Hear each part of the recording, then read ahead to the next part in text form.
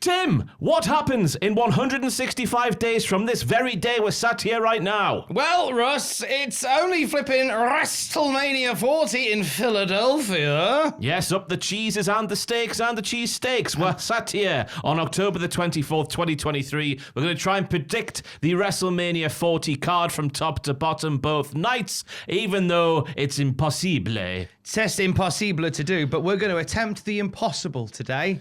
We are going to mentally scale the aggro crag of professional wrestling and tell you exactly what's going to happen. The aggro crag. I know, right? I don't know what that means, but I'll roll with this. Someone will know. Last year, there was 15 matches across both nights of WrestleMania 39. Tim, how many matches do you have in total? I believe I've got 12 and a couple of segments. Oh, I've got 15 matches to match last year's, which I didn't plan. It's just the way it happened. Any notable absentees from your card when you were looking up and down the roster? You thought, why have I not given him a match? Why have I not given her a match? There was one particular person that I really struggled to find something to do, but knew I had to put them on. And I think I found a compromise that kind of works. Shall we just say who? Go on then. Charlotte Flair. Oh, she's got a big match in my card. Has she? Well, Yeah. I didn't factor her into a big match on here, but you have to have her on the show somewhere. So I think I found something that works quite well, that we utilize her. Yeah. How about you? I've not found space for The Miz and the 5 S's. Shinsuke, Styles, Solo, Strowman, and Sheamus. Oh! Who could have a new faction by going off that? The 5 S's. Up the 5 S's, right. To the kickoff show we go. Graphics and all that sort of stuff. Tom, what is your official prediction for the WrestleMania 40 kickoff show card? I've got 2 kickoff matches, which in itself is unlikely because we don't do kickoff matches in this day and age. And it kind of plugs a lot of holes for people that I've missed. It's WrestleMania 40, so how about a 40-man battle royal? Who would have thought it, eh? But the winner of that battle royal faces Gunter on night 2 for the Intercontinental title. It's like WrestleMania 14, but with different belts involved. And the winner no of Sonny. that... I know, right? Bless her. And the winner of that, after finally eliminating Omos, is Chad Gable. It writes itself, doesn't it, It Tom? writes itself. It writes itself. The other one for night 2 is a Sensational Sherry Memorial Battle Royal that should tick all the other boxes. And this is part of my plan with Charlotte Flair. I couldn't find a home for her. So she's in this Battle Royal, but she comes runner-up. 2? Io Sky. And Charlotte is livid that she doesn't even win the pre-show Battle Royal, and we'll put a pin in that for now. Interesting scenes. I've gone. My official prediction is nothing. No matches at all for the kickoff shows we haven't done for the past couple of years.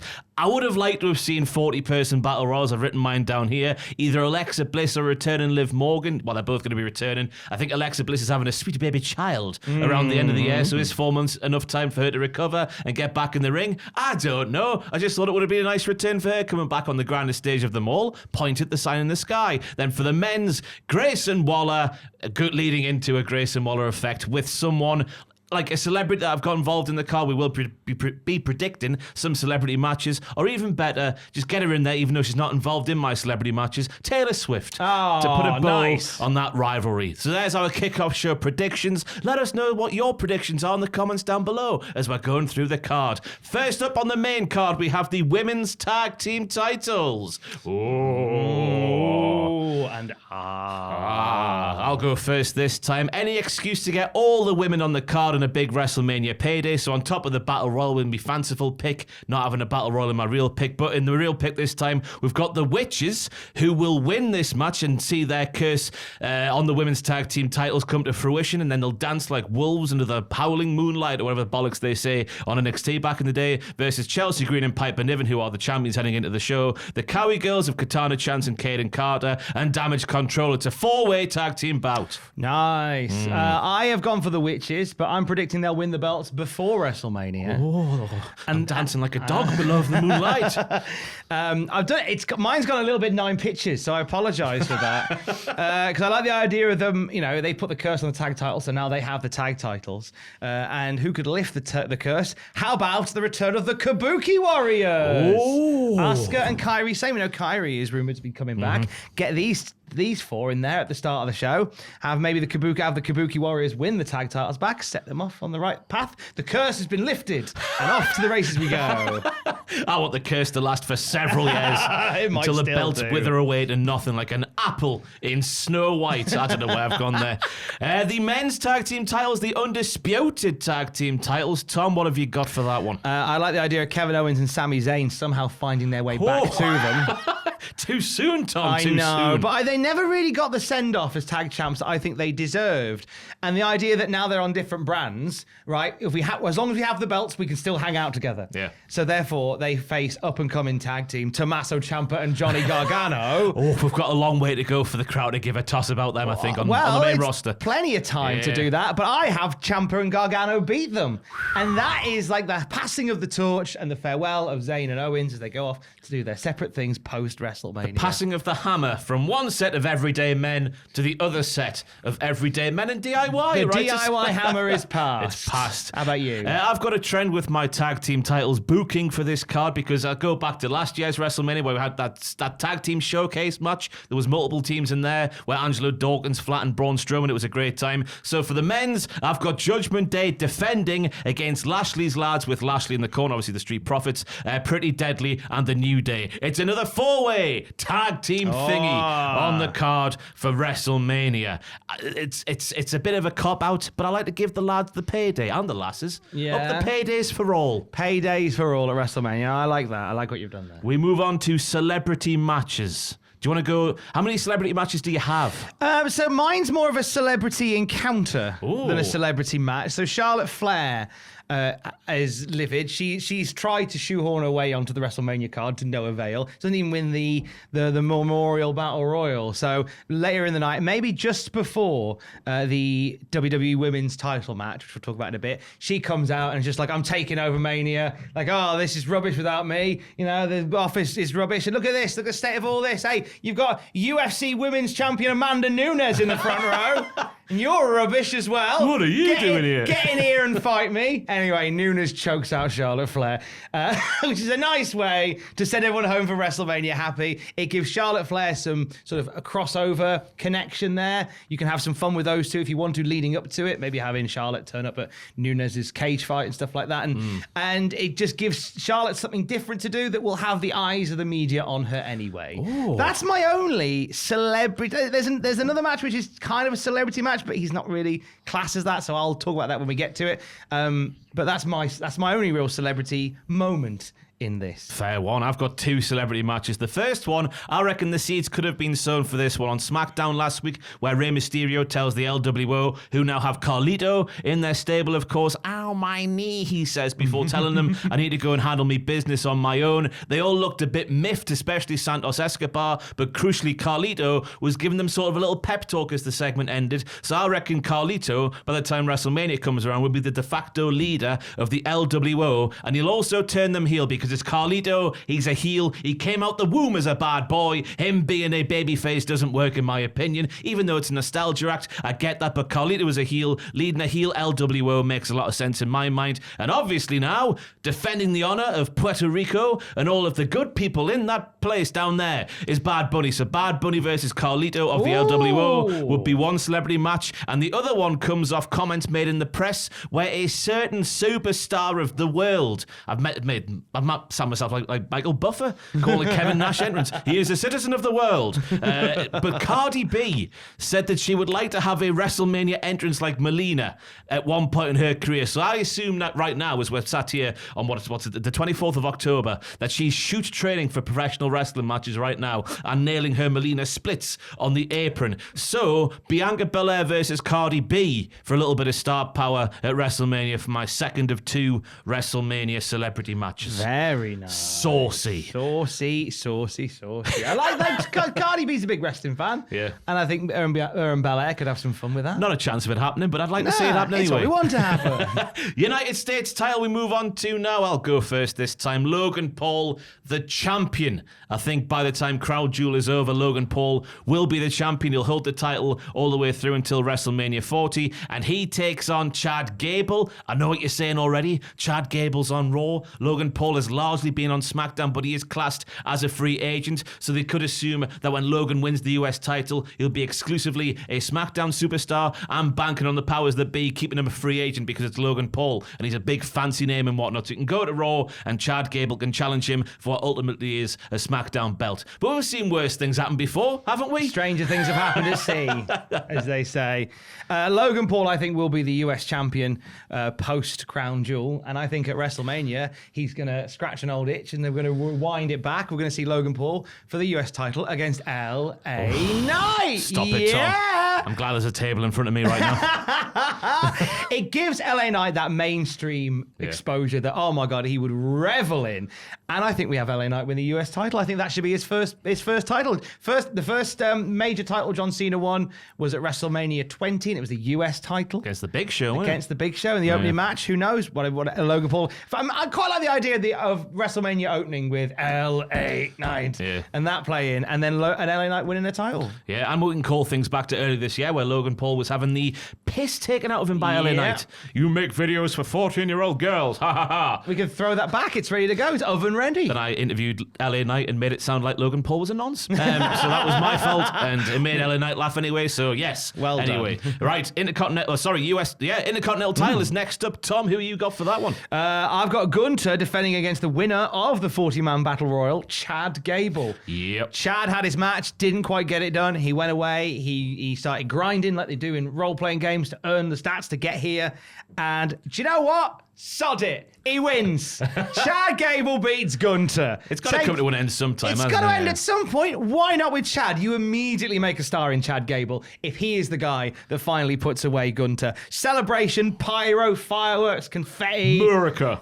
Like a plane with the red, white, and blue smoke behind it. You do all that. Gable to beat Gunter at WrestleMania. I should have said my US title match also has Chad Gable usurping Logan Paul. So we both have a big moment for Chad Gable on our cards. We love the Gable. Yeah, he's fantastic, isn't he? My Intercontinental title match is sponsored by Meat because I have Gunter defending against Ivar, who apparently has been turning heads, and as of Raw last night had like a proper singles vignette. He's just Ivar now. There's no Eric. These boring promos have buggered him in the bum now, haven't they? Oh, no. Buggered him in the bum. Anyway. Buggered him in the bum. Gunter Where else would they bugger him? Gunter versus Ivar versus Bronson Reed versus Brock Lesnar. Now, I know what you're saying. Jesus. Brock Lesnar for the IC title. Well, if you remember the last year's WrestleMania, Brock Lesnar opened the card against who? Last year. Yeah. Oh, Omos. Yeah, so weirder things have happened. At least he's getting a title match this year. All meat, no water, or potatoes, or whatever Booker T likes to say for that catchphrase on NXT. While he's ordering Just Eat. He loves a chicken palm, does Booker T. He We know does. this because we saw his phone. Right, we move on to now the card filler matches, which is a bit of a disrespectful title on my part. I do acknowledge that, but it is the matches on the card that aren't for titles, basically. Yes. That's what we're going for here. Do you want to go? How many do you have? I have 1, 2, 3, 4. 3 matches in a segment. Oh, I've got 5, so I'll go first, and then we'll go back and forth, Sounds like back and a plan. forth. First and foremost, it writes itself, Jimmy Uso versus Jey Uso. There you go. That's fine. Yeah. That's it. I also have Jimmy versus Jey Uso. Tribal combat, just to add a little bit of spice to it. What was that again, apart from Afra and Sika stood there at the top of the ramp? That's pretty much what it is, isn't it? The winner acknowledges the winner. And but I'd They have get the red thing put on their heads. Sorry, I've forgotten the name of it. The Ula Fala, is that it? I'm trying to jog the memory here. the lay. Ooh. Jimmy wins in my world. Whoa. Do you reckon? Jay's gonna be a star. Give Jimmy a win here. No, he doesn't need it. Jay needs to have the rocket strapped. And he will do. But I think giving Jimmy a win over Jay, when Jay inevitably becomes a world champion, Jimmy can go, hey, I've beat you every time we fought. He's the tribal chief when Roman's not around. My next card filler match is a heel Kevin Owens taking on LA Knight. Now, my seeds have been sown with Owens hopefully revealing himself to be the one behind the trade. I've been sick of Sammy on Monday Night Raw flirting with Jey Uso. I'm going to SmackDown to be a bit of a bastard. Ooh. And I just think that LA Knight, his popularity, Kevin Owens, we all know, he's a fantastic babyface, but I would argue he's an even better heel. It's just my personal opinion. The promos between those two going back and forwards before WrestleMania, it's star power, it's everything. It's everything professional wrestling. I don't know what I'm saying, Tom. What's your next one? I like it. I like it a lot. And it's a match that I wouldn't have wouldn't have called happening. No. It's good. That I like it. It might not mesh as a match, but the promos beforehand will be fantastic. Oh, the promos were stunning. I'm picking up some more Bloodline goodness. John Cena versus Solo Sikoa. Hasn't got to be a long match, but it's Solo winning over Cena. I think this is more here just to give Solo the biggest win of his career on WrestleMania. And it's a way of sort of saying farewell to John for a while. Yeah. Spike pins, and then John goes, all right, see you later. I'm off to go make another film. Walks up the ramp like he did last year with his back at a weird angle. Yeah. Oh, it was a horrible watch. Yeah, so I'm just going to give those two 7 minutes and have Solo beat him. 7 minutes There on you WrestleMania. go. Get out there, John. Get it done. My next one is something that the two men involved, well, at least one of the men involved, keeps flirting with. It won't go away. It's Ray versus Dom again, but this time it's mask versus hair. It feels like every so often Ray keeps mentioning this in the press, and I like to believe that's some sort of, by design and not just him going, I just fancy mask versus hair for the crack. So I'm going to go for Ray versus Dom this year. The proper end of their feuds, then just go, maybe it's a retirement match for Ray. I don't know what he's feeling like on the future of his professional wrestling career, but yeah, mask versus hair, Ray versus Dom. In my world, you'd want to see Ray win that, just to see Dom lose the mullet. But I wouldn't mind if Dom won as well. Like a head shaving at WrestleMania would be quite cool. And I know Ray's up for that. Then he could put the mask on, couldn't he, and hide his bald head. It writes itself. Oh, nice. I like that. Dom's in a 6-man tag on my show. It's the Judgment Day, Finn, Dom, and Damian Priest versus the New Day. Yes. Reunited, and it feels so good. Big E back. If Big E's good to come back, bring back Big E, but bring him back as a surprise on the night. Yeah. So you know it's going to be Kofi and Woods, and you go, and a mystery partner. And it's Big E, and everyone loves it. Obviously, if Big E can't, then you can find someone else to step into that. You've got plenty of time to build something with the Judgment Day and the New Day.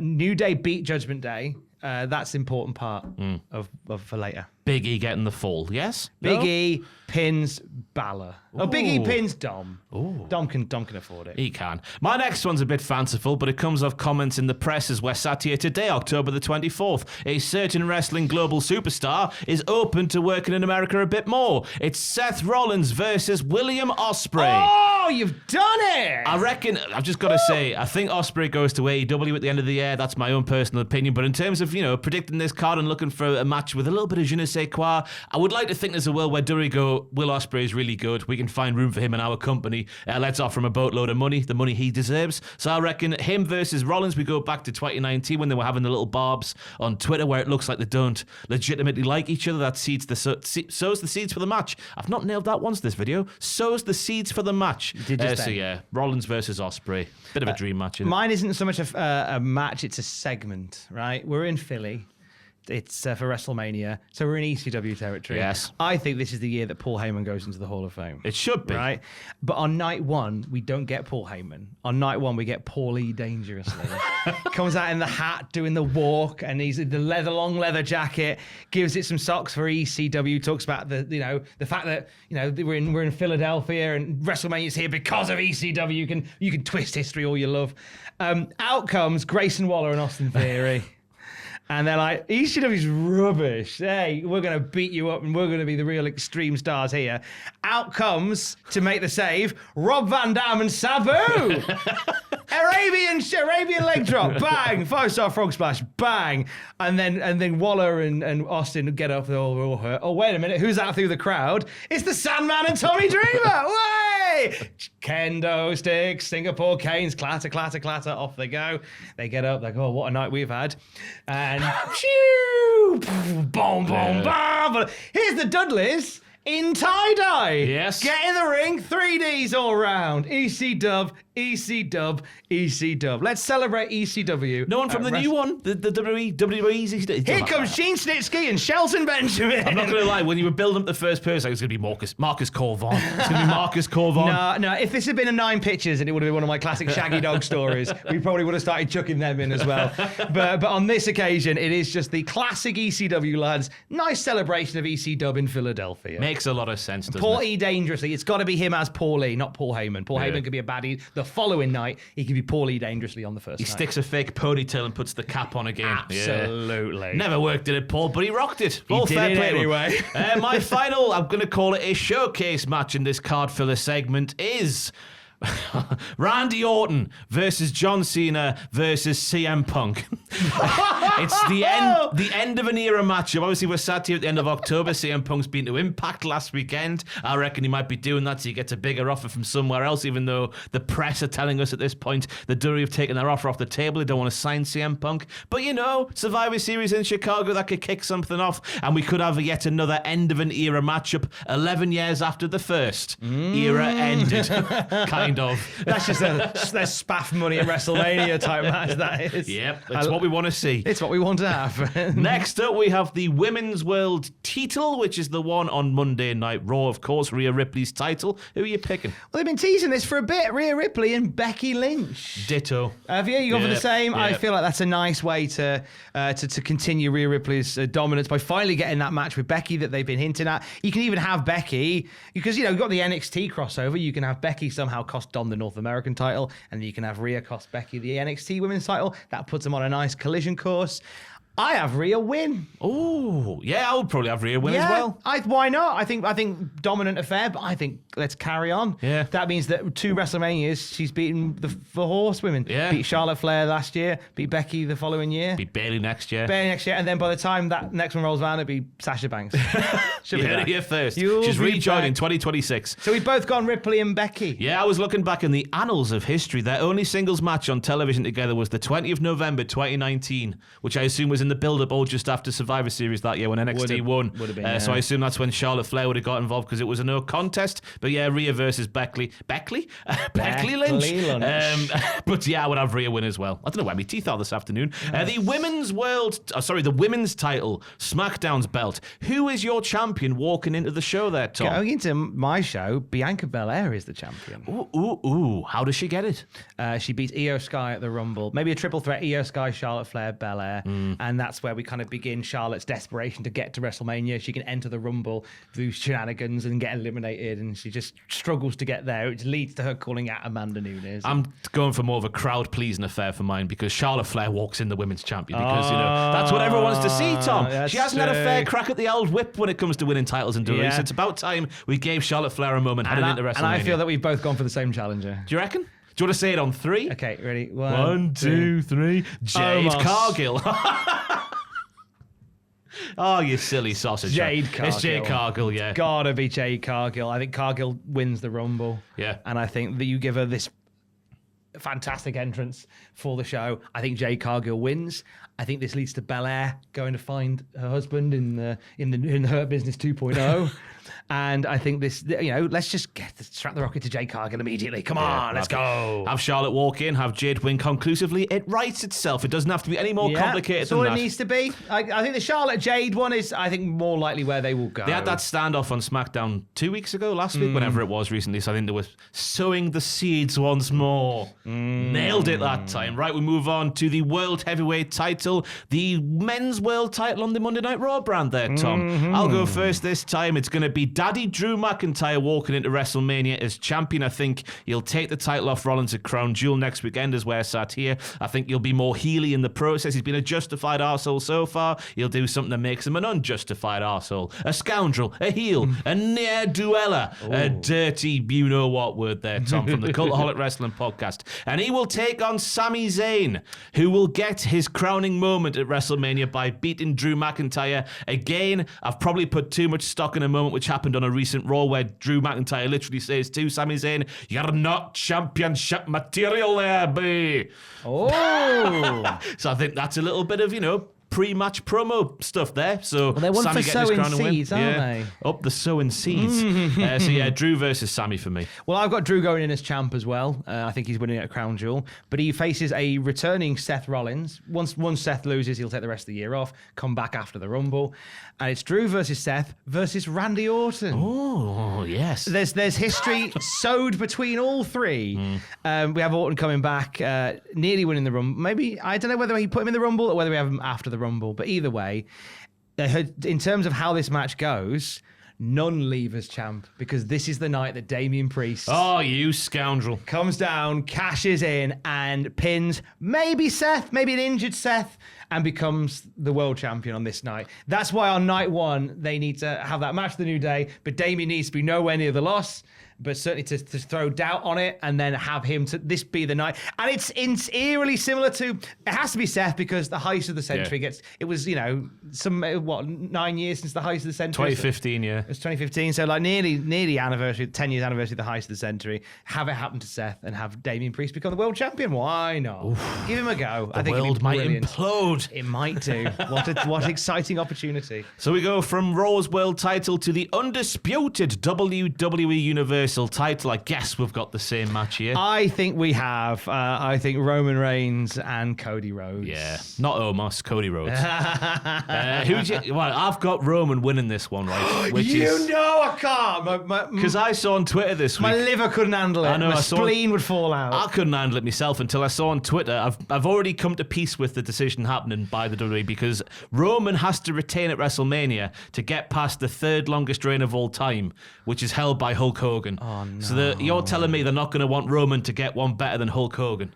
Oh, no. It's going to happen, everybody. I'm just bracing yourselves now. It's October. You got November, December, January, February, March, and a little bit of April as well to get your head round it. Just like less than 6 months. It's going to happen. You can't have Cody fail to finish the story again. It's a story that never ends, Tom. That's what Triple H said. Oh, my God. It's a never-ending story. I sat there and watched at Mania last year doing live reactions, and I quickly came to peace and went, okay, we'll do it again next year, and then that'll be it. I get it now. I get it. I don't know if I could get it if it happened again. Yeah, Hogan's reign. No. So Roman's currently fourth in terms of the old title, one single reign in terms of days. Hogan's is 1,474 that he's got to pass. Roman's around the 1,100 and something mark as we're sat here now. So he's got to hold it for another year to pass Hogan. Yeah.